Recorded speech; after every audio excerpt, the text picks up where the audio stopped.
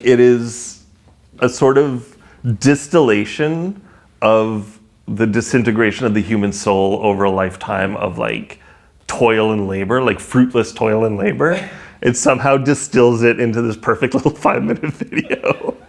Hi everyone, welcome back to Ask an Engineer. I'm Al Acer, your host. And today's episode, we're gonna talk about whether or not you should keep streaming targets in mind when you master. If you like these videos and you would like them to continue to be made and distributed to all you wonderful people out there, please don't forget to like and subscribe below.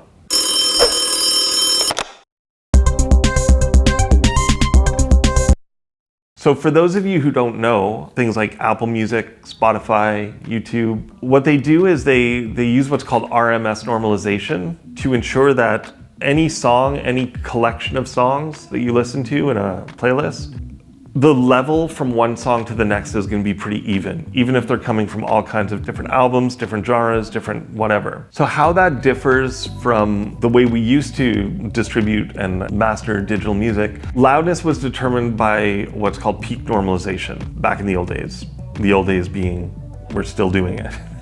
Pretty much since the beginning of digital music, the whole history of digital music up until the advent of streaming services, it was about peak normalization, where you would find the highest peak and bring that up to the absolute maximum that digital is capable of representing, which is 0 dBFS. So people figured out, using things like brick wall limiters, they could just keep pushing those peaks down, which allows them to bring up the body of the song, which is what we hear as loudness, and make their songs way louder than everyone else. Because there's this psychoacoustic phenomenon that if you hear the same thing slightly louder, your brain hears it as more exciting, the EQ balance changes, all that kind of stuff. So they felt there was a competitive advantage to having the loudest song. That, of course, almost infamously has gone off the rails, and people are, we're making things just absurdly, grotesquely loud. And the collateral damage was songs would lose punch, they would lose impact, because you're just pushing down.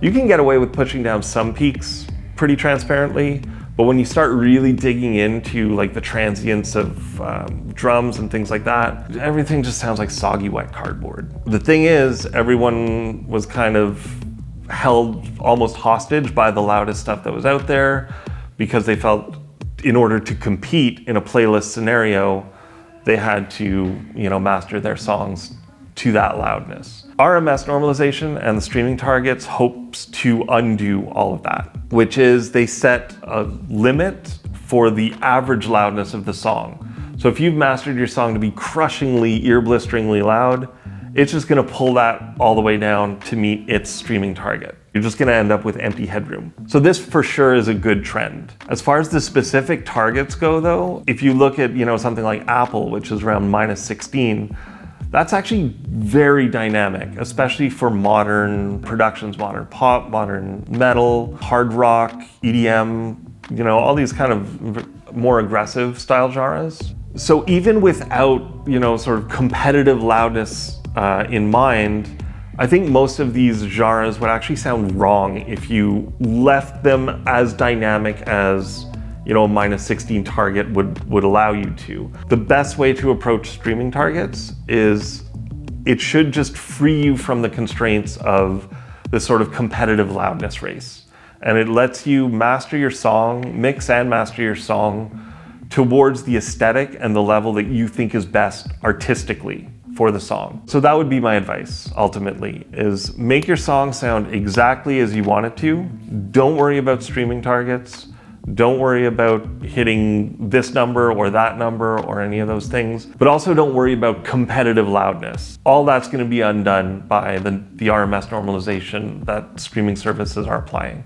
Just make your song sound exactly as your artistic vision wants it to sound, and then release it like that. Hey everyone, thanks for watching this video. If you want to see more of them, please don't forget to like and subscribe. And feel free to leave any questions you have in the comment section below.